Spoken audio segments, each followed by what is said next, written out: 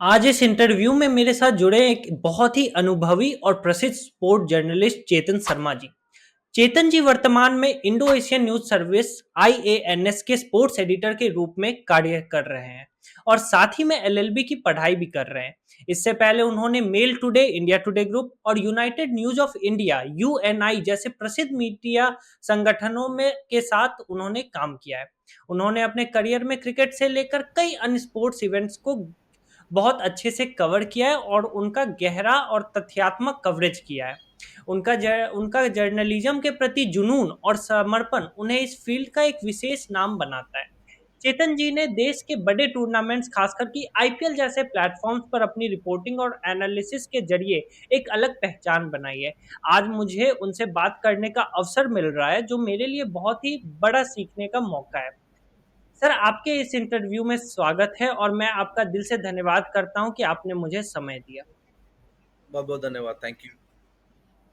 तो सर, आप कब से, किस ईयर से आपने शुरू किया था ये स्पोर्ट्स जर्नलिज्म का अपना करियर? बेसिकली ये तो आई गेस 2 डेकेड पहले की बात है जब स्पोर्ट्स जर्नलिज्म स्टार्ट किया। और ऐसा कोई स्पेसिफिक रीज़न नहीं था स्पोर्ट्स जर्नलिज्म स्टार्ट करने का। तो मैंने अपना जोनल में क्रिकेट खेला हुआ है दिल्ली से। तो मुझे थोड़ा सा था कि स्पोर्ट्स के बारे में नॉलेज अच्छी थी। तो इसलिए लगता था कि शायद ये एक फील्ड है जिसपे हम थोड़ा और एक्सेल कर सकते हैं, क्योंकि क्रिकेटर तो बन नहीं पाए थे। तो लगा कि शायद इस चीज़ में हम अपनी लेखनी के थ्रू इस चीज़ को क्लियर कर सकते हैं। और जो मैसेज है, जो हमारे अंदर है, जो हमारी चीज़ें जो रह गई हैं, वो हम आगे प्रेजेंट कर सकते हैं। और जो इन डेप्थ नॉलेज होती है, जो इन डेप्थ, जैसे अब आजकल की डेट में तो आप देखते हैं कि कमेंटेटरिंग में जो कमेंटेटर्स हैं वो मोस्टली फॉर्मर क्रिकेटर्स आ गए हैं, इवन एनालिसिस भी करने लगे हैं। तो बहुत नॉलेज मिल जाती है। लेकिन उस टाइम पे पहले जो बात थी, तब इतने क्रिकेटर्स इन्वॉल्व नहीं थे। तो उस दौर में एक आपको एक बंदा चाहिए होता था जो अच्छे से विकेट के बारे में, ग्राउंड के बारे में, प्लेयर्स के बारे में बता सके। तो वो लगा था कि हम शायद वो चीज़ को हम आगे प्रेजेंट कर सकते हैं, not only in cricket but other Olympic sports को लेकर के भी हम बता सकते हैं। तो वो जर्नी वहीं से यूएनआई से स्टार्ट हुई थी। और मैंने जब स्टार्ट किया था तो मैंने बेसिकली, वैसे तो मैंने इनिशियली लोकल रिपोर्टिंग से स्टार्ट किया था। और उसके बाद मुझे ऑफिस में कहा गया कि आप स्पोर्ट्स जर्नलिस्ट बन सकते हैं और आपको स्पोर्ट्स बीट पे जाना चाहिए। तो वहाँ से मुझे एक जिसे कहते हैं कि थोड़ा सा पुश मिला अपने एडिटर्स के थ्रू। और मैं फिर उसके बाद सीधा स्पोर्ट्स जर्नलिज्म में आ गया। और काफ़ी कुछ देखने को और सीखने को, नई चीज़, जैसे कई बार हम सोचते हैं कि बाहर से कि बहुत अलग है, बहुत ईजी है। जैसे कहा जाता है कि स्पोर्ट्स जर्नलिज्म जो है वो बहुत ईजी है, लेकिन बहुत ज़्यादा उसके अंदर आपको टेक्निकलिटीज़, आपको जो फैक्ट्स हैं वो आपके सही होने चाहिए, आपके रिकॉर्ड्स जो आप प्रेजेंट कर रहे हैं वो सही होने चाहिए। तो इट्स अ टफ जॉब। और क्योंकि इधर उधर भागना, और आजकल सिर्फ क्रिकेट नहीं है, क्योंकि उसके अंदर की पॉलिटिक्स भी इन्वॉल्व हो चुकी है बहुत ज़्यादा। किसी भी स्पोर्ट में अगर मैं बात करूं तो उन सब चीज़ को छानबीन करके प्रेजेंट करना अपने आप में बड़ी चीज़ थी। तो लगा कि ये चैलेंजिंग है और अच्छा है। और इसलिए स्पोर्ट्स जर्नलिस्ट हम लोग बन गए। जी। तो आप कुछ ऐसे टूर्नामेंट्स बता सकते हो मेजर, जो आपने बहुत बड़े बड़े टूर्नामेंट्स कवर किए हो, कुछ पाँच छः? मैंने स्टार्ट किया था 2004 से। और उसके बाद मुझे सबसे पहला जो मेजर ब्रेक मिला था वो 2010 का दिल्ली कॉमनवेल्थ गेम्स था, उसमें मिला था। और उससे पहले 2008 के आसपास आईपीएल स्टार्ट हो गया था। तो हम लोग जाते थे मैच कवर करने के लिए दिल्ली के, या और कहीं स्टेट में हो रहा था तो वहाँ से हम जा जा करके हम उसको कवर करते थे। तो बेसिकली 2004 से हमने स्पोर्ट्स जर्नलिज्म स्टार्ट किया था। जी। मैंने मैंने बीजिंग ओलंपिक्स कवर किया था। मैंने और अपना लंदन ओलंपिक्स कवर किया था। मैंने टोक्यो ओलंपिक्स कवर किया है।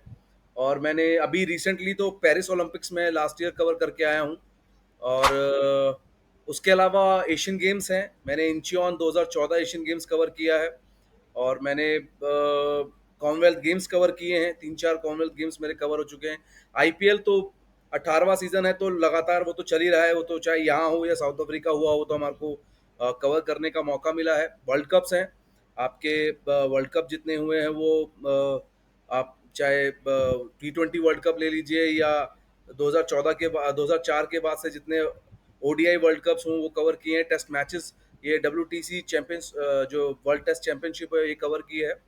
तो ये कुछ मेजर्स इवेंट्स हैं जो कवर किए हैं, बट मुझे लगता है कि इवेंट्स जो कवर करना है वो आपका एक्सपीरियंस अच्छा है, लेकिन फील्ड रिपोर्टिंग जो होती है, जो आप ग्राउंड में जाते हैं, जो छोटे टूर्नामेंट्स होते हैं जिसपे हम कभी-कभी ध्यान नहीं देते, वो मैं यंगस्टर्स के लिए बेसिक कहूँगा कि जैसे आपने दुलीप ट्रॉफी है, रणजी ट्रॉफी, आप जाएँगे तो बहुत से लड़के जो जर्नलिस्ट होते हैं वो कहते हैं हमने आईपीएल कवर करना है, हमने मेजर टूर्नामेंट, लेकिन आपको जो न्यूज़ मिलेगी, जो आपके कॉन्टैक्ट्स बनेंगे, वो छोटे, अगर आप इवेंट्स कवर करना स्टार्ट करेंगे, जो Ranji trophy, Duleep trophy, Mushtaq Ahmed trophy, ये सब जो आप करेंगे कवर, तब आपको एक अच्छा एक्सपोज़र मिलेगा और लोगों को पता चलेगा कि आपको कितनी नॉलेज है क्रिकेट की या किसी भी स्पोर्ट की मैं अगर बात करूँ तो। हम्म।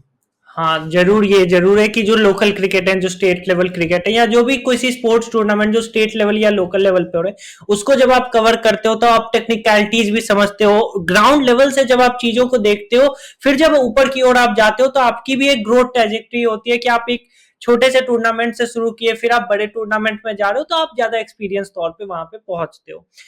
आपकी रूट स्ट्रांग होनी बहुत ज़रूरी है ना, क्योंकि आपकी अगर रूट स्ट्रांग होगी तो ऑटोमेटिकली आपको एक्सपोज़र अच्छा मिल जाएगा। हमारी रूट्स अच्छी रही है, हम लोगों ने फील्ड में जा जा करके धक्के खाए हैं बहुत ज़्यादा, और ग्राउंड के बाहर खड़े रहे हैं, प्लेयर्स का इंतज़ार करते रहे हैं कि किस तरीके से बात हो जाए या कुछ हमारे को इनसाइड न्यूज़ मिल जाए, या किसी कोच को पकड़ करके आपने बात करी है। दिल्ली में तो दुनिया जहान की अकेडमीज़ हैं, आप जाइए, आप किसी भी कोच से बात कर सकते हैं, उनका कोई ना कोई जो स्टूडेंट है वो इंडिया को रिप्रेजेंट कर ही रहा है, तो आपको नॉलेज मिल जाती है, उनकी जो इनसाइड स्टोरी है, जो एक ह्यूमन इंटरेस्ट स्टोरी होती है, वो भी आप निकाल सकते हैं। तो लोकल में भी अगर आप जाते हैं तो आपको बहुत अच्छा एक्सपोजर वहां से मिल सकता है।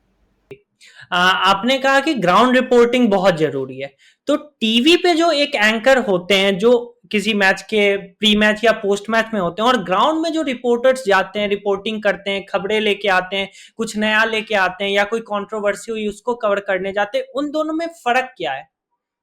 देखिए, फ़र्क कुछ ख़ास नहीं होता। वैसे बेसिकली मैं आपको बताऊँ तो अगर आप मोस्टली जो बड़े एंकर्स देखेंगे, वो कभी न कभी रिपोर्टर रह चुके होते हैं। उनको पता होता है कि फ़ील्ड में क्या काम चल रहा है, क्या नहीं चल रहा है। तो जो फ़ील्ड में रिपोर्टर है, जिसको जिसको लगा रखा है काम पे कि आपने आप, क्योंकि देखिए न्यूज़ सेंस बहुत इम्पोर्टेंट होती है जर्नलिज़्म में, कि आपकी न्यूज़ सेंस क्या है, आप किस तरीके की खबर वहाँ से, एक मैच चल रहा है, मैच में 100 तरीके की चीज़ें हो रही है, लेकिन आपका सेलिंग पॉइंट क्या है उस मैच का, सबसे आपका टर्निंग पॉइंट क्या है, वो अगर आप पिक कर सकते हैं तो ऑटोमेटिकली आप उस चीज़ को आगे अच्छे से प्रेज़ेंट कर सकते हैं। अब जो एंकर है, जो बेसिकली अच्छे खासे सालों के बाद वो उस पोज़ीशन में एंकरिंग में पहुँचा है, तो वो वहाँ जाकर के जो मासेज़ है उनको बहुत ईज़ी वे में, जैसे कई बार क्या होता है कि हमारे पास कुछ इन्फॉर्मेशन जो रिपोर्टर आती है वो बहुत रॉ में आती है। उसमें क्या होता है कि वो अगर हम डायरेक्टली अगर मासेज़ को पहुँचाएँगे तो वो हो सकता है कि मासेज़ को समझ में ना आए। तो जो एंकर होता है वो उसको सरल भाषा में, उसको बहुत आसान तरीके से लोगों को प्रेजेंट कर देता है, कि जैसे आपको लगेगा नहीं कि ये इतना ज़्यादा टफ था या इतनी ज़्यादा बॉल, अब जैसे आप आउट स्विंग, इन स्विंग, या कितनी भी चीज़ें की आप बॉलिंग का अगर आप टेक्निकलिटीज़ में जाओगे, विड्थ क्या है, विकेट का लेंथ क्या है, वो सब चीज़ें बताओगे तो ऑटोमेटिकली जो आपका रीडर है वो एक बारी के लिए कंफ्यूज हो सकता है, या आपका जो ऑडियंस है वो थोड़ा सा घबरा सकती है कि ये क्या है। तो वो एंकर जो है वो उसको थोड़ा सा सरल करके उसको आगे प्रेजेंट कर सकता है। बाकी दोनों में डिफरेंस कोई खास नहीं है। रिपोर्टर जो है वो अपना काम करता है, एंकर जो है वो रिपोर्टर से ही info I am sorry, reporter से ही इन्फॉर्मेशन लेते हैं और आगे मासेस को प्रेजेंट कर देते हैं। जी। आपने इतने सारे टूर्नामेंट्स कवर किए हैं, क्रिकेट के भी किए हैं, आपने ओलंपिक्स भी किया है, आपने कॉमनवेल्थ गेम्स भी किया है, तो जो एक बहुत बड़ा डिबेट ऑनलाइन प्लेटफॉर्म्स में आजकल हो रहा है और कुछ सालों से बढ़ रहा है कि क्रिकेट और बाकी स्पोर्ट्स के बीच जो इतनी बड़ी एक वॉल खड़ी हो गई है, चाहे आप इकोनॉमिक फ्रंट पे देखो, चाहे आप पॉपुलैरिटी के फ्रंट पे देखो, चाहे आप उसका हिस्टोरिकल बैकग्राउंड देखो, तो इतना जो डिफरेंस क्रिएट हो गया है क्रिकेट और बाकी स्पोर्ट्स में, उस पर आपका क्या टेक है? देखिए, डिफरेंस बेसिकली ये हमारी समझने वाली बात होगी। मैं अगर बात करूं कि आप ओलंपिक स्पोर्ट्स में आप देखिए तो आपकी अचीवमेंट्स बहुत मैटर करती हैं। देखिए, अगर आप ओलंपिक्स में, हम गए इस बार, हमारा ओलंपिक्स में पेरिस में अगर मैं बात करूं, तो हमारी उम्मीदें बहुत ज़्यादा थी, हमें लगा था कि बहुत अच्छे मेडल्स आए थे, जी। लेकिन वो मेडल्स नहीं आ पाए। वो हमारे को, तो जो आपको अगर मासेस को, अपने लोगों को अपनी तरफ आकर्षित करना है तो आपको उनको कुछ हीरोज देने पड़ेंगे। आपने क्रिकेट में लोगों को हीरोज दिए, आपने बड़े-बड़े स्टार्स दिए, तो कहीं से लोगों को, उनको वो लगा कि ये हमारा हीरो है। ओलंपिक स्पोर्ट्स में अगर मैं बात करूं तो वो, अगर जब तक आपके मेडल्स, आप देखिए कई बार हम प्लेयर्स, पहले जो एथलीट्स ये कंप्लेंट करते थे कि हमारे पास एक्सपोजर नहीं है, हमारे पास फैसिलिटीज नहीं है, हमारे पास पैसा नहीं है। अब तो सब कुछ है, अब ऐसा नहीं है कि कमी है। आपका अच्छी खासी कंट्रीज, मैं बाहर जाकर के अगर मैं बात करके आया हूँ, जो छोटे छोटे देश है जिनके मेरे ख्याल में यूपी के बराबर का देश नहीं है, वहां से वो 40-40 50-50 मेडल्स लेकर हाँ, के आए। जैसे इट ऑल नीदरलैंड देश डिपेंड्स। 35 मेडल लाया हाँ, था। हाँ, इट ऑल डिपेंड्स कि आपकी जो आपकी डिलीवरेबल्स क्या हैं, आप किस तरीके से उसको। हमारे यहाँ पर अब क्या एक कंसेप्ट हो गया है, I shouldn't be saying it, but problem ये है कि आप स्पोर्ट्स किस लिए करना चाहते हैं? क्या आप जॉब पाने के लिए करना चाहते हैं? क्या आप गवर्नमेंट से जो फाइनेंस मिलना चाहता, पैसा मिलना चाहते हैं, वो सिर्फ आपका ये है, या आपको एक स्टारडम मिल जाएगा वो? ये सोच हटानी पड़ेगी थोड़ा सा। मुझे लगता है कि आपको परफॉर्मेंस देनी पड़ेगी, तभी लोगों। अब नीरज चोपड़ा आपका एक ओलंपिक में, दो ओलंपिक्स हाँ, में, एक पहले में गोल्ड, अब और अब जो है क्या नाम है, सिल्वर सिल्वर। जीता है उन्होंने। अब उनका बैंगलोर में नेक्स्ट मंथ जो है टूर्नामेंट होने वाला है। लोगों को उसका उत्साह है, इंतजार है, अब क्योंकि आपने एक हीरो दिया ना उनको। आप जी। ऐसे ओलंपिक्स में था, ओलंपिक्स में रेसलिंग में मैं बात करूं तो सुशील को अगर हम हटा दे, सुशील का हाँ, केस हो गया उसकी वजह से, otherwise they were the stars.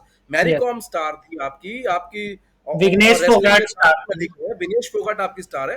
But आपको ये बिल्डअप्स करने पड़ेंगे। अब जी, आप ओलंपिक्स के टाइम पे देखिए, ओलंपिक्स के टाइम पे अगर क्रिकेट भी चल रहा होगा तो लोगों का रुझान ओलंपिक्स की तरफ कहीं ना कहीं हो जाता है अब, क्योंकि आप कहीं ना कहीं थोड़े से रिजल्ट्स ला रहे हैं। लेकिन जहां अच्छे रिजल्ट्स आएंगे, हॉकी है, हॉकी में आपके वापसी करी है अच्छी खासी हम्म, कुछ सालों बाद, तो लोगों को प्यार जगह है। तो जब आप रिजल्ट्स अच्छे देंगे तो लोग आपके साथ जुड़ेंगे। क्रिकेट में कैसे हुआ है, क्रिकेट में लोगों ने देखा ना, वर्ल्ड कप आप जी, जीत सकते हो, हाँ, आपने T20 वर्ल्ड कप धोनी के अंदर जीता, फिर उसके आपने अब धोनी के अंदर ही आपने ओडीआई वर्ल्ड कप जीता, और अभी आपने रिसेंटली दोबारा से जीता। तो ये आपको कहीं ना कहीं, ये आपको सेटिस्फाई करता है एज अ मासेस कि हाँ यार, हमारे ये लोग हैं, ये जीतते हैं, ये जाते हैं, खेलते हैं। तो वो फर्क है। बाकी लोगों को देखिए, ये कह देना कि हमारी तरफ कोई ध्यान नहीं है, सिर्फ क्रिकेट की तरफ ध्यान है, ये गलत होगा। आपको अगर अपनी तरफ ध्यान आकर्षित करना है तो आपको कुछ ना कुछ अपने आप को दिखाना पड़ेगा, तभी आपके साथ लोग जुड़ेंगे।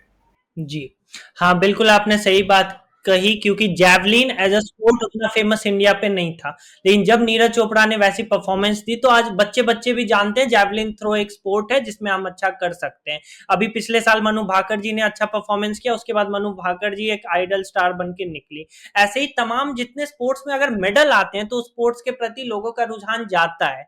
लेकिन बहुत बार ऐसा देखने को मिलता है कि जैसे अगर अब हम फुटबॉल पे भी देखें, इंडियन फुटबॉल की जो सिचुएशन है, जहाँ पे वर्ल्ड लेवल पे इंडियन फुटबॉल compete नहीं कर पा रही है। हम पिछले साल वर्ल्ड कप क्वालिफायर से भी बाहर हो गए, हमारे सपने टूटे। उसके बाद हर समय बीच में एक बार 98 96 रैंक पे हम आए थे तो हम सेलिब्रेट कर रहे थे कि हम वर्ल्ड में टॉप 100 के नीचे आए हैं रैंक में। ऐसे हमेशा हम 120 125 रैंक में रहते हैं। और फिर हमने वहां पे देखा जो पॉलिटिकल चीजें हुई है, जो वहाँ एडमिनिस्ट्रेशन और प्लेयर्स या कोच के बीच में जो चीजें हुई हैं, तो ये सारी चीजें स्पोर्ट्स में कितना इफेक्ट डालती है, क्योंकि क्रिकेट में बहुत कम बीच बीच में केसेज आए हैं, चाहे वो फिक्सिंग का केस हो गया मोहम्मद अजहरुद्दीन जी के टाइम का, या आईपीएल के समय का हो गया।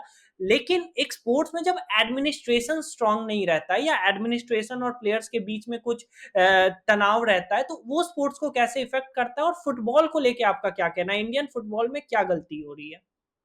मुझे एक बात बताइए, छेत्री अभी रिटायर हुए थे, हाँ, फिर वापस रिटायरमेंट से उनको वापस तो आना छेत्री की पड़ा। रिप्लेसमेंट क्या छेत्री है? बस आपके पास कोई और बिल्कुल, नहीं है? ये तो क्यों बहुत नहीं है?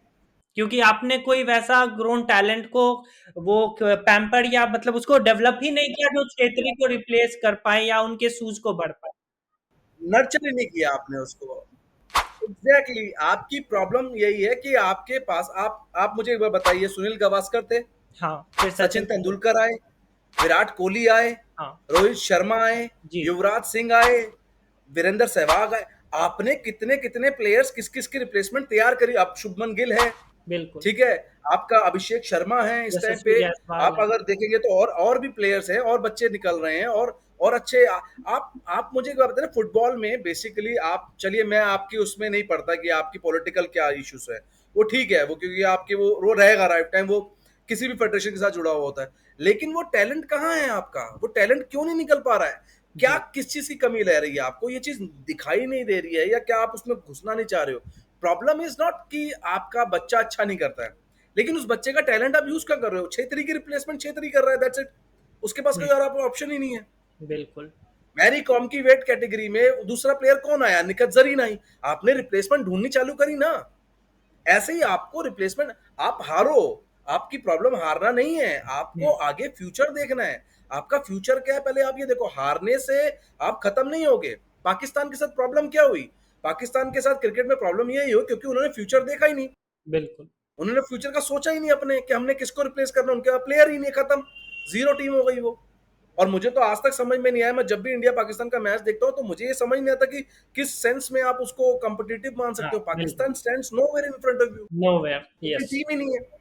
सेम आप, मैं फुटबॉल की अगर आपकी बात करूं या किसी भी, आपके पास जब प्रॉब्लम प्रॉब्लम आपके पास टैलेंट की नहीं है, आप नर्चर किस तरीके से कर रहे हो, आपका आपका बेसिकली जो रूट लेवल पे है। टैलेंट हंट है, जो टैलेंट हंट है वो हाँ आप किस तरीके से जी, उसको आप कर रहे हो यार। आप मुंबई इंडियंस का टैलेंट हंट देखो, बिल्कुल। आप आईपीएल आउट। देखते हो, कहाँ कहाँ से प्लेयर्स निकाल करके वो जो उनके स्काउट्स लेकर के आते हैं, आप देखो ना हम्म, परफॉर्मेंस करते हैं वो। तो ये स्काउट्स आपको डालने पड़ेंगे हर एक, ईच एंड, यार आपका आईएसएल आई लीग अभी तक वही कंट्रोवर्सी खत्म नहीं हुई है, आप कहाँ नेशनल की बात करोगे?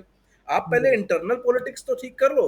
और उसमें भी मैं कहता हूँ कि चलो आपको मैं एक वो देता हूँ कि वो इश्यूज कई बार आप एक घर में भी चार लोगों को एक साथ सोचना बड़ा मुश्किल हो जाता है, और ये तो बहुत बड़ी बड़ी फेडरेशन है। बट कहीं ना कहीं तो आपको एक एक सोच ऐसी बनानी पड़ेगी ना। क्यों नहीं हमारे पुराने प्लेयर्स होते हैं कि वही, वो कहते हैं कि यार मैं चला गया, मेरी जगह मैं अब इस प्लेयर को बनाता हूँ, नहीं बनाते वो। कहीं ना कहीं उनको भी किस चीज का खतरा रहता है क्या? आपको कहीं ना कहीं इस चीज को इम्प्रोवाइज करना पड़ेगा, आपको और टैलेंट्स निकालने पड़ेंगे, तभी इंप्रूवमेंट होगी। हम्म, गवर्नमेंट की तरफ से अब आप कह दो कि जी हमारे को ये सपोर्ट नहीं मिल रहा, वो नहीं है, ऐसा नहीं है आप, और अब ये फैक्ट्स है, आप ये नहीं कह सकते। आप, आपके टॉप स्कीम जो टारगेट ओलंपिक पोडियम स्कीम है, उसमें आपको करोड़ों रुपए लाखों रुपए मिलते हैं। आप बाहर जाकर के ट्रेनिंग करते हो, अच्छे खासे आपको कोचेस मिलते हैं, फिजियोज मिलते हैं, सब मिलते हैं ना। परफॉर्मेंस तो आपको करनी है, गवर्नमेंट तो जाकर के परफॉर्म नहीं करेगी ना वहां पर, आपको खुद जाकर के परफॉर्म करना पड़ेगा। आप फील्ड में जब आप बैठे हुए हो, अब ग्राउंड में कोच थोड़ा ना बैठा हुआ है या आपका कोई और थोड़ा ना बैठा है, बिल्कुल। परफॉर्मेंस तो विराट कोहली को बल्ले से देनी पड़ेगी ना। जी, जी। तो सेम आपको, जब तक आप किसी भी स्पोर्ट में अगर आप खुद नहीं परफॉर्म करोगे तो आप किसी और से उम्मीद नहीं कर सकते। जी। फेडरेशंस की कलेश या किसी और चीज के, वो तो चलते रहेंगे लाइफ टाइम, उसका कोई वो सॉल्यूशन नहीं है। बट आप खुद देखिए आपने किया क्या स्पोर्ट्स में। हाँ, जैसे अभी हमने इंडियन फुटबॉल की बात की, तो जैसे मेरे आसपास भी जो कलीग्स मेरे हैं, तो हम यूसीएल की बात करते हैं, हम ला लीगा की बात करते हैं, हम सीरिया ए की बात करते हैं। वहां हमें होंगे मैड्रिड की पूरी लाइनअप पता होगी। पर जब इंडियन फुटबॉल की बात होती है या आईएसएल की बात होती है, तो हमें मतलब प्लेयर्स को देखना पड़ता है, ढूंढना पड़ता है, और मतलब वो इंटरेस्ट नहीं जाग पाता है जो फुटबॉल देखने की कम्पिटिटिवनेस है उस हाई लेवल पे। तो मैं बात कर रहा था आईपीएल की। देखिए सबसे पहले तो आपको ये समझना पड़ेगा कि आपकी स्पीड क्या रह गई है, आपकी स्पीड इम्प्रोवाइज हो गई है दो बोथ वेज में, आपकी क्रिकेट के भी और आपके फाइनेंस के हिसाब से। आपका जो मार्केट वैल्यू है वर्ल्ड में इस टाइम पर बहुत टॉप में पहुंच चुका है, और लोग आपको आईपीएल को देखना चाहते हैं, जुड़ना चाहते हैं। इवन मुझे याद है कि जिस टाइम पे बिडिंग ये लास्ट टाइम एलएसजी और जीटी के लिए हुई थी, तब बड़ी बड़ी बॉडीज ने इसके लिए बिड किया था कि भाई वो टीम्स खरीदना चाहते थे, यूएस में हो या कहीं पर भी हो, वो कंट्रीज इन्वॉल्व होना चाहती थी, बिकॉज रीजन कि यहाँ पर आपका मार्केट बहुत बढ़ गया। देखिए मैं मैं आईपीएल को अगर मानूं तो मैं क्रिकेट तो मानता हूं उसको, देखिए क्रिकेट क्रिकेटेनमेंट भी है वो, क्रिकेट प्लस एंटरटेनमेंट हो गया, क्रिकेटेनमेंट हो गया। बट कहीं ना कहीं वो उसने आपकी जॉब्स को बढ़ाया है, कहीं ना कहीं आपकी मार्केट वैल्यू को बढ़ाया है, आपके प्लेयर्स को फाइनेंसेस वो वाले दिए हैं, जो छोटे छोटे प्लेयर्स जो बेचारे कहीं इधर उधर काम नहीं कर पा रहे थे, जो फॉर्मर क्रिकेटर्स थे उनको काम मिले हैं। क्योंकि बीसीसीआई के पास तो अब इतने सारे प्रोजेक्ट्स नहीं थे ना जहां पर आप उनको कंपेंसेट कर सकते पुराने पुराने प्लेयर्स को, वो बेचारे तंग थे। अब आप देखिए, मुझे एक बार एक 83 वर्ल्ड कप के प्लेयर्स ने, जो विनिंग टीम का जो प्लेयर था, उसने मुझे बोला कि यार चेतन, कपिल पाजी और बाकी जो बड़े बड़े प्लेयर्स हैं उनको तो कहीं ना कहीं काम मिल गया, लेकिन छोटा प्लेयर वो कहाँ है, उसको कोई पूछता नहीं है। उन प्लेयर्स को कहीं ना कहीं काम मिला है, आप ये देखिए आईपीएल के थ्रू में। तो वो, मैं अगर जर्नी की बात करूं तो क्रिकेट में आपका टैलेंट निकला है, कहीं ना कहीं आपको वो रिंकू सिंह जैसे प्लेयर्स हो या कोई या कोई और अच्छा आपका टैलेंट निकला हो, तो ईशान किशन हो, ये सब इसी में से आपको निकले हैं, जो आपको जसप्रीत बुमराह, हार्दिक पांड्या, ये सब प्लेयर्स आपको आईपीएल के थ्रू ही मिले हैं। और जो आपका फ्यूचर है, शुभमन गिल हो गया, तो ये सब आपके प्लेयर्स जो हैं आईपीएल के थ्रू निकले हैं, और ये आपका जो पूल है, जो बेसिकली जो पूल है उसको बढ़ा दिया है। अब आपकी बेंच स्ट्रेंथ बढ़ गई है। आप देखिए ना, आप अगर आपकी टीम बाहर जा रही है तो आपका यशस्वी जायसवाल जैसा प्लेयर जो है वो बाहर बैठा हुआ है टीम में, वो इंतजार कर रहा है। ईशान किशन जैसा प्लेयर एक बाहर बैठा हुआ है। जसप्रीत बुमराह के नहीं जाते हुए भी आप क्या नाम है चैंपियंस ट्रॉफी जीत करके आते हो, तो ये कहीं ना कहीं आपको मैसेज देता है ना कि आपकी जो पूल है वो बहुत बढ़ गया। तो क्रिकेट तो आपकी बहुत ऊपर पहुंच चुकी है। अब आप देखिए, मैं मानता हूं कि अगर अब कभी इंडिया हारती है ना, तो वो अपना उनका दिन नहीं होगा, या उन्होंने बहुत गंदी क्रिकेट खेली है। नहीं तो अदरवाइज इस टाइम पे इंडिया हार नहीं सकती। आप अगर अहमदाबाद अगर वर्ल्ड कप की बात करें, लास्ट में जो ऑस्ट्रेलिया से वो हारे, वो उनका दिन था। नहीं तो लगातार टीम ने कंसिस्टेंटली आपकी परफॉर्मेंस देखिए, जबरदस्त हुई है सारे मैच। और वो एक मैच कहीं ना कहीं आप हारते हो तो वो एक मैच उनके लिए वो अनलकी डे उस दिन साबित हुआ। नहीं तो आपका क्रिकेट तो बहुत ऊपर जा चुका है। आप आपकी जितनी भी जो पार्टिसिपेंट नेशंस हैं वो आपको छू नहीं सकते, उसमें फाइनेंशियली भी नहीं छू सकते। आप एक बात बताइए, अभी इस टाइम पे पीएसएल भी चालू हो रखा है, पाकिस्तान सुपर लीग चालू हो रखा है, कोई नहीं देख रहा उसको, सब आईपीएल की तरफ। इवन की वहां का कमेंटेटर जो है वो माइक पे आईपीएल का अनाउंसमेंट कर देता है। तो आप देखिए ना लोगों में कितना बड़ा क्रेज है। तो क्रिकेट मेरे ख्याल में 2008 से 2025 जो 18 साल का ये सफर है, इसने बहुत लोगों को काम भी दिया है। क्रिकेट बहुत अच्छे से इंप्रूव हुआ है, आपकी मार्केट वैल्यू बढ़ी है। और जैसे आप यूरोपियन कंट्रीज में देखते हो कि फुटबॉल का जो क्रेज होता है वो वो क्रिकेट का आपको है। और आप अगर यूएस जाते हैं तो जैसे आप रग्बी का या किसी और का आप देखते हैं, तो उसी तरीके का आपकी एक जो एशियन कंट्रीज है, जो आपका एशियन कॉन्टिनेंट है बेसिकली, आपको उसमें आपको क्रिकेट के लिए आप किंग कहा जाते हो। तो ये बहुत एक अच्छी चीज है इंडिया के लिए आई गेस। और इससे आप और उसको बेटर कर सकते हैं। हो सकता है कि और टीम्स बढ़ जाएं, और जैसे जैसे अब आप 74 या 75 मैचेस आप खेलते हैं, तो ये धीरे धीरे ग्रोथ हुई है। तो जहां जहां आपके आपको बेनिफिट्स मिलते जाएंगे बीसीसीआई को। और देखिए गवर्नमेंट बॉडी है नहीं, तो ऑटोमेटिकली इसलिए उसमें पॉलिटिक्स घुसना इतना हो नहीं सकता। तो आपके पास इंडिपेंडेंट है और वो आप अच्छा खासा डिलीवर्स कर रहे हैं। तो मेरे हिसाब से तो क्रिकेट ने 2008 से लेकर के 2025 तक बहुत अच्छा इंप्रूव किया है। वर्ल्ड डोमिनेंस जो हुआ है कि मतलब अब गिन के 3-4 टीमें हो गई हैं। और एशिया आप अगर देखोगे 2000s का या 90s के क्रिकेट, तो उस समय सारी टीमें बहुत कम्पिटिटिव थी। आप जैसे 2007 में इंडिया जैसी टीम और पाकिस्तान जैसी टीम भी एग्जिट कर गई वर्ल्ड कप से, वो सेमीफाइनल तक नहीं जा पाए, क्वालिफाई नहीं कर पाए। लेकिन समय के साथ ऐसा देखा जा रहा है कि जो इंटरनेशनल लेवल की क्रिकेट है, उसमें क्या हो रहा है कि गिने चुने 3-4 टीम है, वो आपको पहले से पता होता है कि फाइनल सेमीफाइनल यही खेलेंगे। और बाकी टीमों का लेवल और इन 3-4 टीमों के लेवल में बहुत डिफरेंस आ रहा है। तो इस गैप को हटाने के लिए क्या कर सकते हैं? देखिए बेसिकली तो जो दूसरी कंट्रीज है ना, उनको अपना लेवल ऑफ कंपटीशन थोड़ा सा अपना बढ़ाना पड़ेगा। एंड मोर सो देखिए इंटरेस्ट क्या होता है, मैं आपको अगर जेनवनली बात बताऊं तो जो फॉरेन कंट्रीज होती है ना, उनके लिए हमारे कंट्री वाला वो कंसेप्ट नहीं है कि कंट्री ओवर क्लब और ये वाला जो डिबेट चलता है ना कि आपका देश हम्म। जरूरी है या क्लब। उनका बहुत मानसिक बहुत क्लियर है, वो प्रोफेशनल वो अपने आप को मानते हैं। वो कहते हैं हमारे को we are more interested in money than anything else.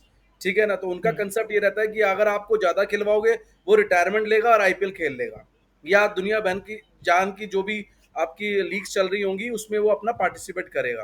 वो ज्यादा उस चीज में पढ़ते ही नहीं है। तो ये डिबेट जो चलती है ना, ये कंट्री ओवर क्लब वाली, ये हमारे देश में या ये एशियन कंट्रीज में ले लीजिए ज्यादा हो जाता है इसको। बाहर के देशों में मोस्टली यही रहता है कि आपका प्रोफेशनलिज्म जो है वो उसको उसको वो क्रिकेट को क्रिकेट की तरह ही देखते हैं। उनके साथ रिलीजन वाला कंसेप्ट नहीं है। लेवल ऑफ कंपटीशन की मैं अगर बात करूं तो देखो, बेसिक ये है, मैंने जैसे पहले भी बताया आपको कि इंडिया का जो स्टैंडर्ड है वो बहुत ऊंचा हो चुका है। तो उसके हम्म। हिसाब से आपके पास ये ऑस्ट्रेलिया और ये इंग्लैंड और ये साउथ अफ्रीका जैसे इस टाइम की ये टीम्स आ जाती हैं। बट धीरे धीरे मुझे जो अभी तक में लगा है, जो इन कुछ सालों में मैंने इम्प्रोवाइज देखा है, वो मुझे अफगानिस्तान की टीम से मैं बहुत इंप्रेस हुआ हूँ। क्योंकि उन्होंने जिस तरीके से हाँ, बिल्कुल। लिमिटेड सोर्सेज के होने के बावजूद भी अपने आप को जो इतना बड़ा लेवल पे ले आए हैं, हम्म। वो मैं पाकिस्तान से अच्छा उनको मान लगा हूँ। क्यों? रीजन इज और कि उनके पास कुछ खोने के लिए कुछ नहीं है, पाने के लिए कुछ नहीं बिल्कुल। है। वो फिर भी वो नोएडा में उन्होंने ट्रेनिंग करी है हाँ, यार, उनको होम स्टेडियम। ग्राउंड यहाँ पे हाँ, ले रखा था उन्होंने, यहाँ पर आकर के ट्रेनिंग करते थे। बीसीसीआई ने उनकी मदद बहुत करी है। तो मेरे हिसाब से आप देखेंगे तो उनको अगर टी20 क्रिकेट की बात कर रहा हूँ, मैं वनडे की बात नहीं कर रहा हूँ, मैं टी20 क्रिकेट की बात करूँ, तो उसमें उन्होंने अच्छा खासा इम्प्रोवाइज किया है। बांग्लादेश की बात करें तो उनका अपनी कंट्रोवर्सीज कंट्री को लेकर के इतनी ज्यादा है कि उनके पास प्लेयर्स भी नहीं है, ऐसा स्टैंडर्ड भी नहीं है कि आप बांग्लादेश को इतना बड़ा आप मान लें। और दूसरा जी, श्रीलंका जो है वो भी अपनी पीछे उनकी बहुत बुरा हाल रहा है, तो वो उसी चीज़ से वो बाहर नहीं आ पाए हैं। पाकिस्तान आपको सबको पता ही है कि क्या हाल है। और रही बात वही इंग्लैंड की, ऑस्ट्रेलिया की, साउथ अफ्रीका की, न्यूजीलैंड न्यूजीलैंड अच्छी टीम है। आपको अब बिल्कुल। अगर उनका अपना अच्छा, वो बेचारे अनलकी हो जाते हैं बहुत बार, जो वो नहीं हाँ, कर पाते, बट अदरवाइज मुझे उनकी टीम बहुत अच्छी लगती है, बहुत स्थिर जी, लगती है, स्टेबल लगती है। ऑस्ट्रेलिया बहुत अनप्रिडिक्टेबल है, वो कभी भी आपको आकर के मार सकता है, ऐसी बात नहीं है। वो किसी भी दिन वो आपके लिए सरदर्द बन सकता है। इंग्लैंड जो है वो ऑन एनी गिवन डे अगर उनको लगेगा कि हाँ भाई हमारी अच्छी चल रहा है, और वो जो उनका बेसबॉल वाला एक एटीट्यूड है वो बहुत इंप्रेसिव है। बट हाँ, कंपटीशन आपका इतना ऊंचा हो गया कि अब आपको लगने लग गया कि बाकी टीम्स तो यार हमारे को कुछ हरा ही नहीं पा रही है। तो इसलिए हुँ, थोड़ा सा मुझे लगता है कि वहां पर वो कंसेप्ट जो है वो पर्टिकुलर देश के साथ है कि वो हो सकता है कि वो अपने आप को थोड़ा और इम्प्रोवाइज करना चाहें, या उनका इंटरेस्ट कितना है। अगर उनका इंटरेस्ट उसमें इतना अच्छा होगा तो आपको अच्छा कंपटीशन आने वाले टाइम में मिल जाएगा। बिल्कुल। ऑस्ट्रेलिया क्रिकेट की अगर हम बात करें तो क्रिकेट में हमेशा से माना गया कि ऑस्ट्रेलिया एक अलग लीग की टीम रही है। चाहे आप 1990 के दशक में देख लीजिए, चाहे रिकी पॉन्टिंग की वो टीम देख लीजिए 1999 से लेके 2007 तक, और अभी भी फिलहाल अगर आप पैट कमिंस जब कैप्टन अनएक्सपेक्टेड तौर पे बने, क्योंकि आपके टिम पेन के साथ कंट्रोवर्सी हो गई, उससे पहले स्मिथ वार्नर बैन हो चुके थे। पैट कमिंस को कोई सोच भी नहीं रहा था, क्योंकि एक फास्ट बॉलर का कैप्टन बनना, हमने इमरान खान लेकिन ऑलराउंडर थे, कुछ ऐसे देखे हैं एग्जांपल्स। बट मॉडर्न क्रिकेट में जहां बैट्समैन ओरिएंटेड इतना स्पोर्ट हो चुका है, हमारे आईपीएल में भी 300 की बात कर रहे थे, वो तो अभी एसआरएच फ्लॉप हुई है तो वो बात होना बंद हो गई है। तो उसमें पैट कमिंस जैसे कैप्टन आते हैं, वो वर्ल्ड टेस्ट चैंपियनशिप हरा जाते हैं, वो ओडीआई वर्ल्ड कप हमें हरा जाते हैं। उससे पहले 2021 में एरन फिंच की कप्तानी में ऑस्ट्रेलिया टी20 वर्ल्ड कप भी जीत जाती है। तो ऑस्ट्रेलियाई क्रिकेट का डाउनफॉल आता भी है तो 2-3 साल में वो फिर रिकवर करके वर्ल्ड चैंपियन बन जाते हैं। और हमने 2013 के बाद 2024 में जाके जीता कोई भी ट्रॉफी आईसीसी टूर्नामेंट। तो ये कोई मेंटालिटी की डिफरेंस है या उनके कल्चर का कोई डिफरेंस है, वो आपको क्या लगता है? देखिए, सबसे बड़ा डिफरेंस उनका ये है कि उनके स्टार प्लेयर्स भी जो है ना वो जी। लोकल क्रिकेट खेलते हैं। ठीक है, और उससे उनका चयन होता है। आपका चयन अब होने लग गया है मोस्टली आईपीएल से, चाहे आप जितना डिनाई कर दो उस हम्म। चीज को कि भाई नहीं ऐसा नहीं है वैसा नहीं है, बट मोस्टली जो है अब आपका चयन जो है प्लेयर्स का वो आईपीएल जी। के थ्रू होने लगा है। और जो ऑस्ट्रेलियन टीम्स हो गए, इंग्लैंड, इनका अभी भी जो काउंटी क्रिकेट है, जो इनका लोकल क्रिकेट है, ये उस चीज को बहुत इंपॉर्टेंस देते हैं। ये वहां से जो टैलेंट निकालते हैं वो बहुत निकालते हैं। अब आप मैं और एक और चीज मैं बता रहा हूँ, जैसे आपने अभी पैट कमिंस की बात करी अनप्रिडिक्टेबल, मुझे याद आता है कि ऑस्ट्रेलिया और इंडिया का मैच था धर्मशाला में, 2015 जी। 16 आई गेस, और उसमें कैप्टन आपके बने थे अजिंक्य रहाणे, जिसमें अजिंक्य कुलदीप राणे। यादव ने डेब्यू किया था विराट कुलदीप कोहली यादव की ने जो आपने शोल्डर दिखाया था, डिसलोकेटेड तो था। ये जी। एग्जैक्टली विराट कोहली उसमें नहीं खेले थे, और हाँ, हाँ। उसके बाद से हाँ, बहुत सारी ब्रेन कंट्रोवर्सी पेट भी वही वगैरह एक रीजन मूवमेंट हो बना गए था, थे। उस पर हम नहीं पढ़ते हैं। बट आप अगर देखेंगे तो अजिंक्य राणे ने बिल्कुल। बहुत जबरदस्त बिल्कुल। कैप्टनसी करी थी उस मैच में, और लोगों ने, सबने उसकी जमकर तारीफ करी थी। तो ये जो कंसेप्ट होता है ना कि ये नोन है, ये हम जानते हैं इसकी कैप्टनसी, वो ही अच्छा है, वो दूसरा नहीं, ये गलत होता है। कई बार आपको एक ऐसा कैप्टन मिल जाएगा कि आप देख के हैरान हो जाओगे कि यार ये इसने तो गजब कर दिया। सचिन तेंदुलकर भी जी, कैप्टन बने थे, लेकिन बिल्कुल। बहुत तगड़े फ्लॉप साबित हुए। तो ये जरूरी नहीं है कि आपका कोई जानकार बैट्समैन है या बॉलर अच्छा है तो वही अच्छा है। ये आप कई बार एक ऐसा टैलेंट निकाल लेते हैं जिसमें आपको लगता है कि यार ये, मुझे लगता है कि ये जी, मेरे को रिजल्ट्स दे सकता है। तो वो मुझे अजिंक्य रहाणे बिल्कुल। आज भी बहुत इंप्रेस करते हैं, वो कभी अपनी कैप्टनसी में। तो सेम पैट कमिंस की मैं अगर बात करूं तो वो फील्ड में आप देखिए, सबसे बड़ी बात है कि आपकी जो टीम है ना, ये टीम स्पोर्ट है। ठीक है, आप अपनी टीम को कितना कंफर्टेबल रखते हो, कितना आपने उनको आजादी दे रखी है, कितना आपने उनको बांध रखा है, कितना आपने उनको ग्राउंड के अंदर जी, कवर कर रखा है, किसको आप कहाँ यूज कर रहे हो, ये इंपॉर्टेंस होती है। तो मुझे लगता है कि ऑस्ट्रेलियन क्रिकेट के लिए ये चीज, अब रिकी पॉन्टिंग जैसे प्लेयर्स होंगे यार, आप स्टीव स्मिथ जैसे प्लेयर होंगे, तो ये जी, सब जो प्लेयर्स है ना, ये अपने आप में आपको एक एक अलग से एनर्जी देते हैं। और आपको ये, जब आपको ये लोग मोटिवेट करते हैं तो आपको लगता है कि हाँ, मुझे एक अच्छा आंसर जो है मुझे आगे डिलीवर करना है। ऑस्ट्रेलियन क्रिकेट ने जो अपनी ग्राउंड रूट लेवल है वो हुँ, बहुत सॉलिड कर रखा है, और उसी वजह से मुझे लगता है कि वो अभी भी जो थोड़ा-सा उनका अगर लीन फेस चलता है तो वो दोबारा से जी। सॉलिड कमबैक कर लेते हैं। अजिंक्य रहा। बट इंडिया हाँ। का भी ऐसा कुछ है नहीं, इंडिया का भी तरफ से मुझे लगता है कि जी। ये इम्प्रोवाइज हो रहा है, ऐसी बात नहीं है। और अब तो बीसीसीआई की तरफ से भी कह दिया गया है कि प्लेयर्स को भी रणजी मैचेस खेलने पड़ेंगे जो स्टार प्लेयर्स हैं। तो उससे कहीं ना कहीं आप देखेंगे तो एक एक तो वो जो लोकल क्रिकेट है उसको बहुत मोटिवेशन मिलता है, जो यंगस्टर्स होते हैं कि एक स्टार प्लेयर जी। हमारे साथ खेल रहा है, क्योंकि सब तो बिल्कुल, आईपीएल में बिल्कुल। नहीं आ पाते ना।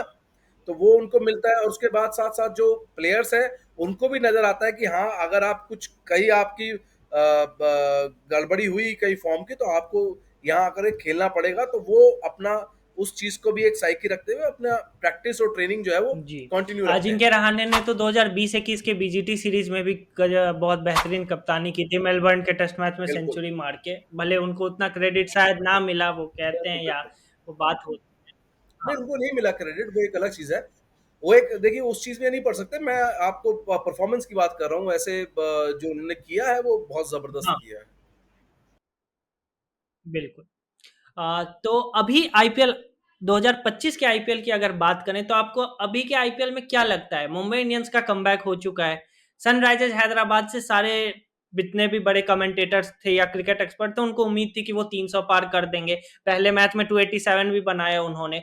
चेन्नई का डाउनफॉल, महेंद्र सिंह धोनी का 43 साल की उम्र में भी आईपीएल खेलना, ऋतुराज गायकवाड़ का इंजर्ड हो जाना, सेम हमने शायद रविंद्र जडेजा के भी सीजन में देखा था जब वो कैप्टन थे। फिर वो इंजर्ड होते हैं, बाहर होते हैं, फिर वापस आते हैं, महेंद्र सिंह धोनी कैप्टन बनते हैं, और चेन्नई सुपर किंग का 10वें पायदान पे फिनिश करना। तो मैं आपसे तीन टीमों के बारे में पूछना चाहता हूँ।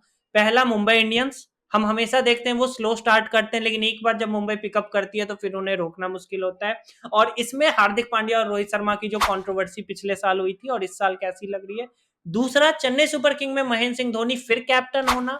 जब विकेट गिरती है तो चेन्नई सुपर किंग्स के फैन सेलिब्रेट ज्यादा करते हैं, उदास होने से ज्यादा कि धोनी बैटिंग करने आएंगे। लेकिन ये धोनी के लिए बेनिफिशियल है, फैन के लिए बेनिफिशियल है, पर फ्रेंचाइजी के लिए कितना बेनिफिशियल है?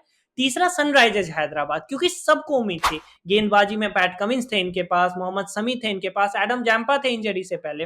बैटिंग में तो इनके पास ट्रेविस हेड, अभिषेक शर्मा, ईशान किशन है, खत्म ही नहीं हो रही है। तो इन तीन टीम के बारे में आप एक एक करके अगर बता पाए तो। देखिए मुंबई इंडियंस की मैं अगर पहले बात करूं तो मुंबई इंडियंस ने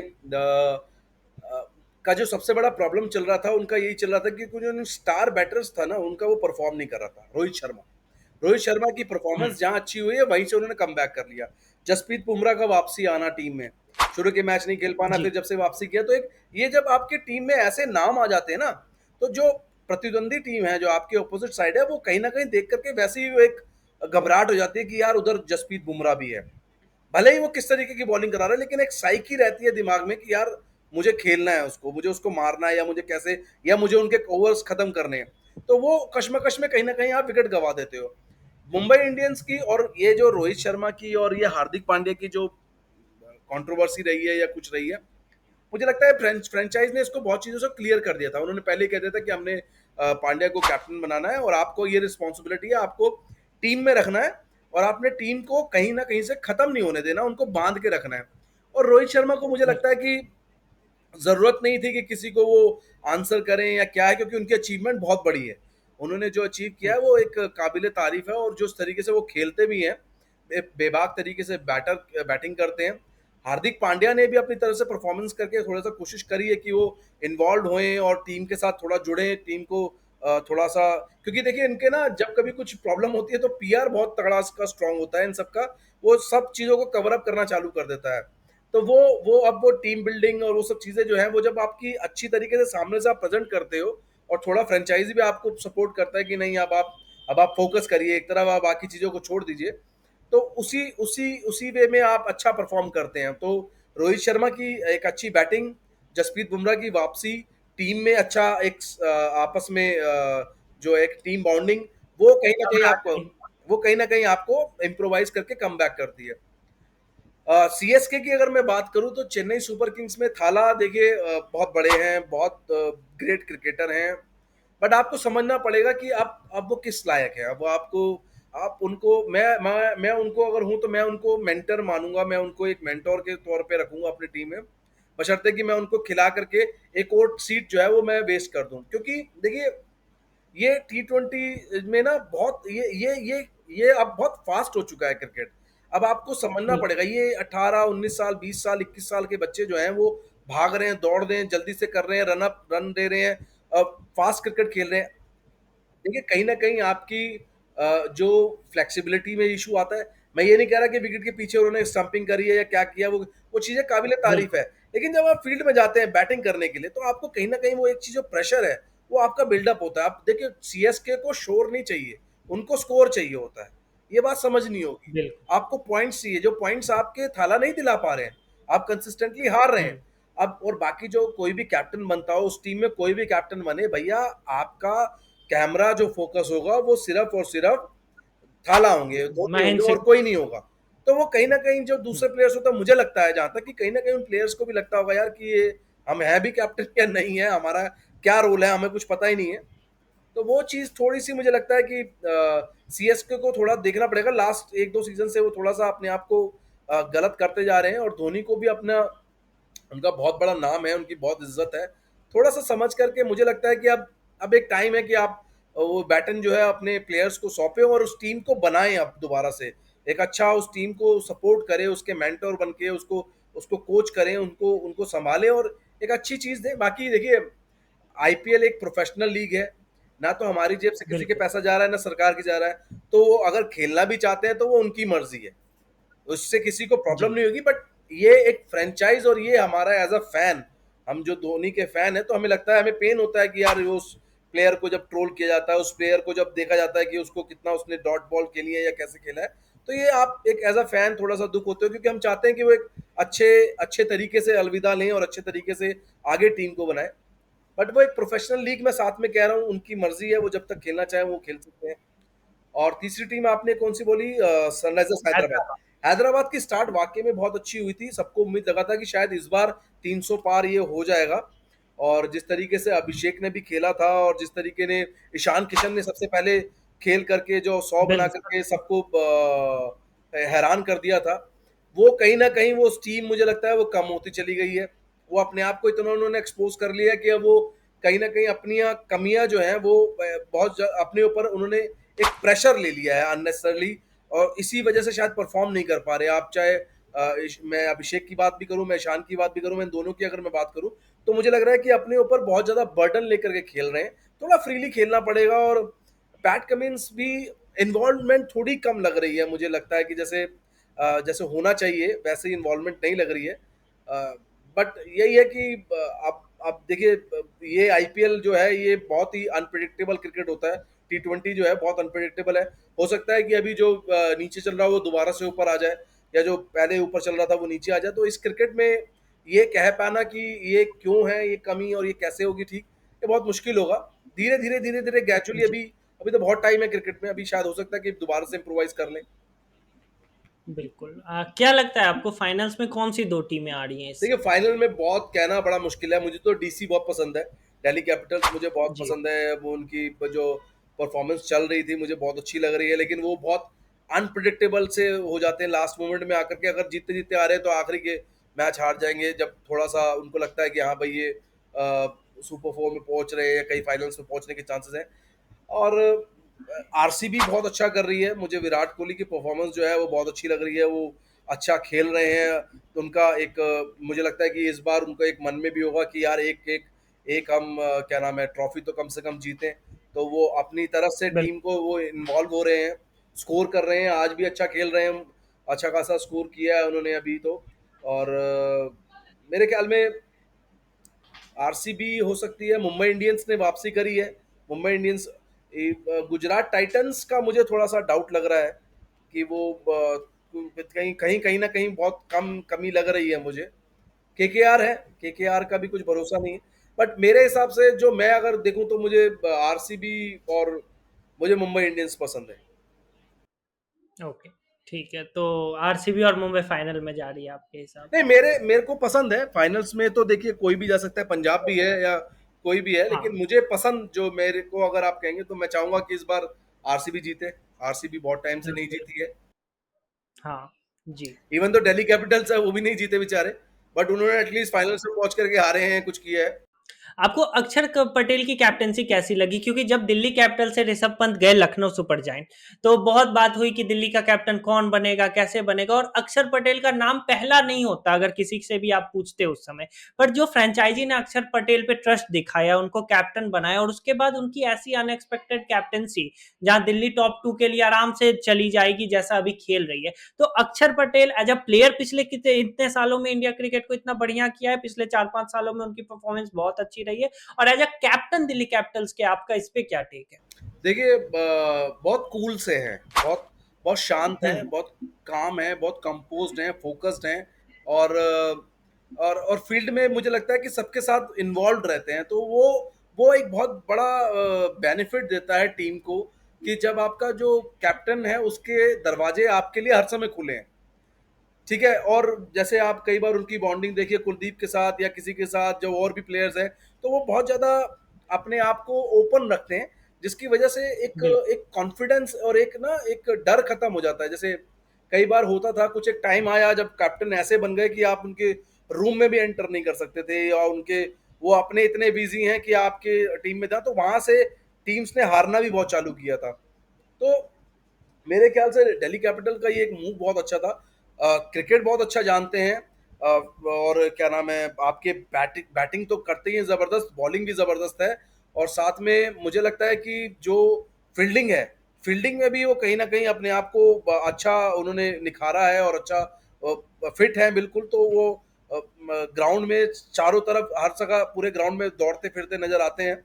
तो और टीम के साथ जैसे हमने सोचा था पहले कि शायद केएल राहुल को कैप्टनसी मिलेगी या कुछ है, लेकिन उन्होंने केएल ने जैसे जिस तरीके से मना भी कर दिया था कि शायद वो इंटरेस्टेड नहीं थे, और उनकी उन्होंने जिस तरीके से केएल को सपोर्ट किया, एक क्योंकि केएल सीनियर हैं और अक्सर थोड़ा सा जूनियर होंगे, बट जिस तरीके से उनको सपोर्ट किया, मुझे लगता है कि ये अच्छा रहा है, और दिल्ली कैपिटल्स के लिए भी और फ्रेंचाइज की तरफ से भी एक अच्छा मूव जी। था ये।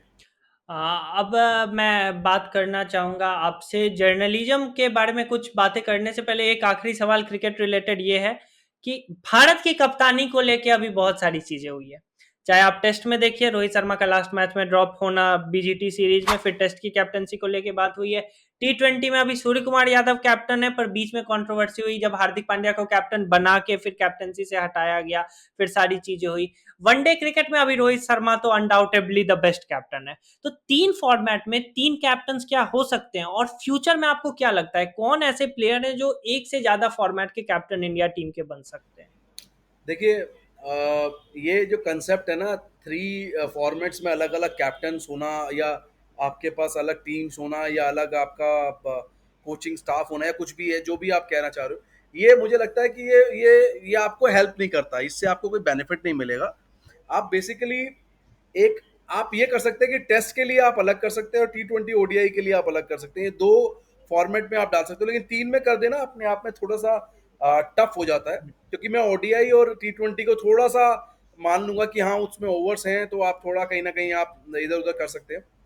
टेस्ट में थोड़ा बड़ा होता है, क्योंकि उसमें पेशेंस बहुत चाहिए, उसमें प्लेयर्स जो आपके डोमेस्टिक में, रणजी में, दुलीप ट्रॉफी में, या और किसी जो आपके मेजर टूर्नामेंट्स होते हैं उसमें, जो लोकल टूर्नामेंट्स होते हैं उसमें आप किस तरीके से खेले हुए हैं, तो वो वहां से आप पिक करते हैं। तो आपको एक एक प्लेयर चाहिए जो स्टेबल है, जो 5 दिन खड़ा रहे। बिल्कुल। अब होता नहीं है, क्योंकि अब अक्सर ये होता है कि विकेट ऐसी होती है कि आपके 3 दिन में या 2 दिन में रिजल्ट्स निकल आते हैं। बट मैं अगर पुराने फॉर्मेट की बात करूं, जिस टाइम पे ये था कंसेप्ट कि आप 5 दिन के लिए, तो उसके हिसाब से मुझे लगता है कि प्लेयर वो चाहिए जो आपका लंबा खेल सके, लंबा वहां पर टिक सके। वहीं मैं बात करूं ये थ्री और कौन हो सकता है, तो आपके पास एक अच्छा ऑप्शन है भाई, आप शुभमन गिल है आपके पास एक अच्छा ऑप्शन, आप उसको कैप्टेंसी दे सकते हैं। अभी के लिए तो मुझे लगता है कि हार्दिक पांड्या आपके पास एक T20 के लिए है अच्छे, उनको आप ओडीआई में भी कर सकते हो, कोई बड़ी बात नहीं है।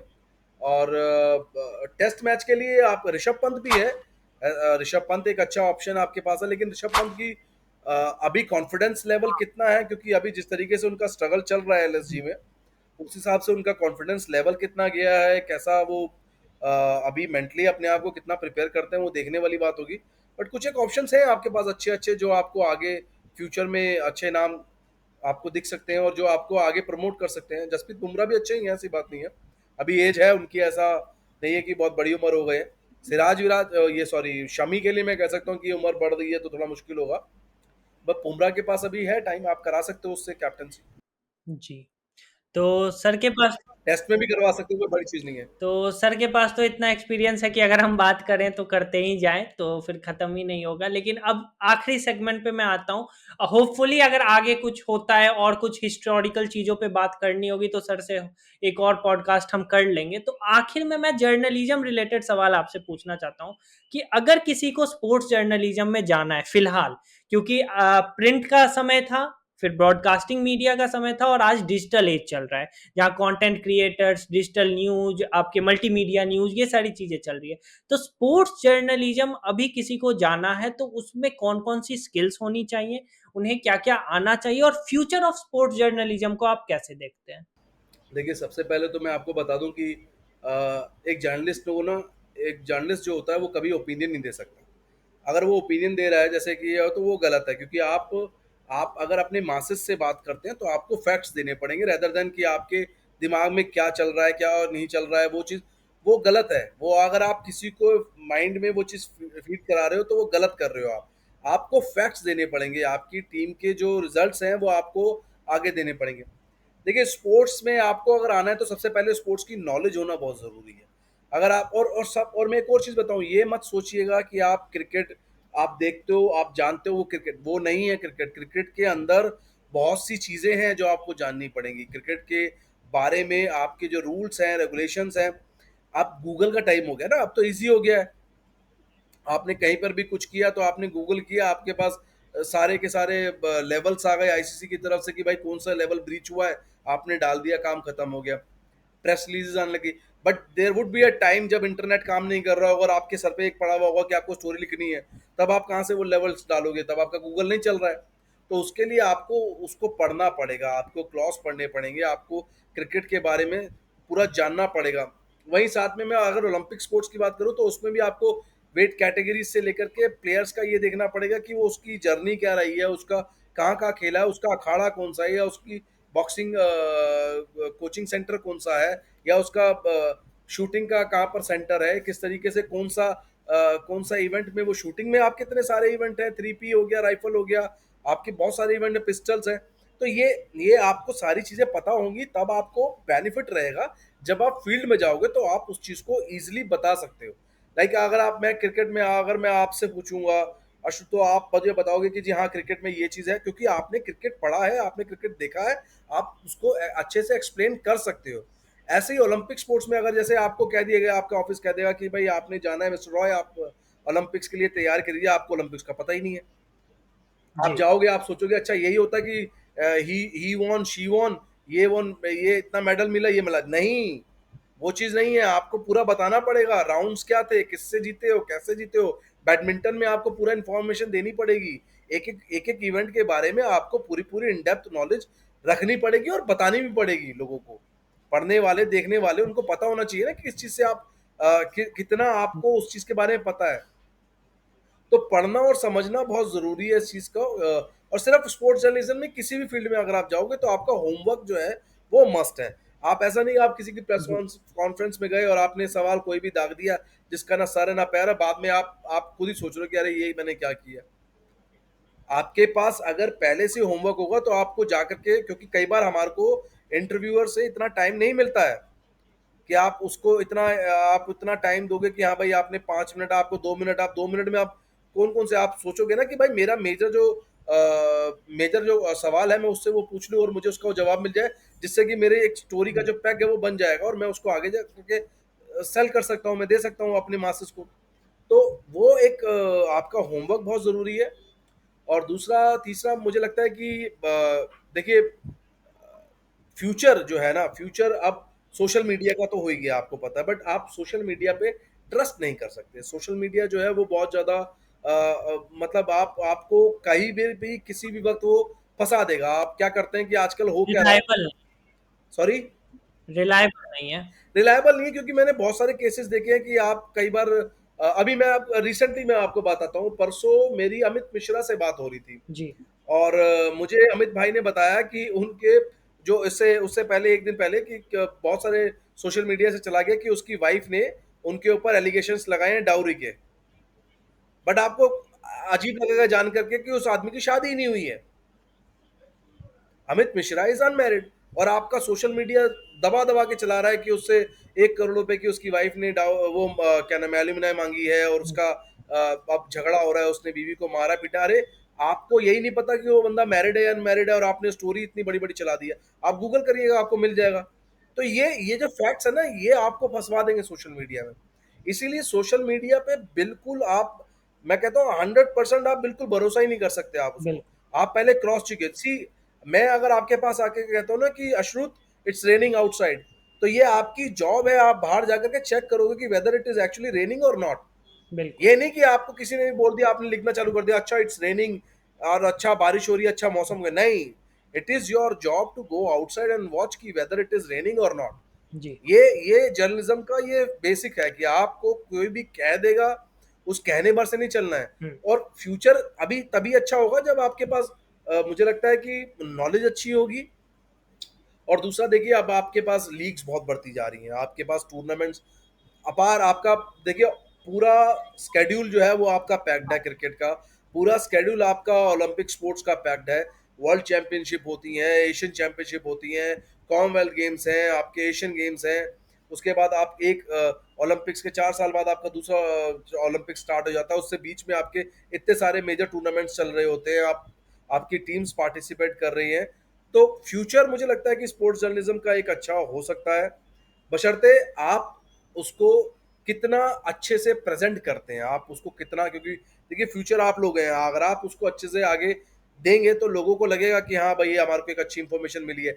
ऐसे रैंडमली क्या हो रहा है कि यूट्यूबर्स जो हैं, आप देखिए कई बार कुछ भी इंफॉर्मेशन आप दे देते हैं यूट्यूबर्स में, आप देखेंगे तो हाँ। बहुत सी कुछ ऐसी जी। अपना ज्ञान पेल दिया होता है किसी भी चीज को। वो सिर्फ अपने आप को लाइक्स व्यूज के लिए वो वाला सिस्टम चलता है। बट जब आपको फैक्ट्स देने हैं तो आपको फैक्ट्स के साथ कोई भी आपका इफ्स एंड बट्स नहीं जुड़ कॉम्प्रोमाइज नहीं सकते, कर सकते। आप मसाला नहीं जुड़ सकते। जी। आपको अगर अगर आप मेन स्ट्रीम मीडिया में जुड़ते हैं, अगर हम, मैं एक एजेंसी के साथ हूँ, मेरे पास अगर 500 सब्सक्राइबर है, तो मेरी ये रिस्पॉन्सिबिलिटी है कि मैं उन 500 सब्सक्राइबर्स को बेवकूफ ना बनाऊं, बिल्कुल। मैं उनको गलत चीज ना बेचूं।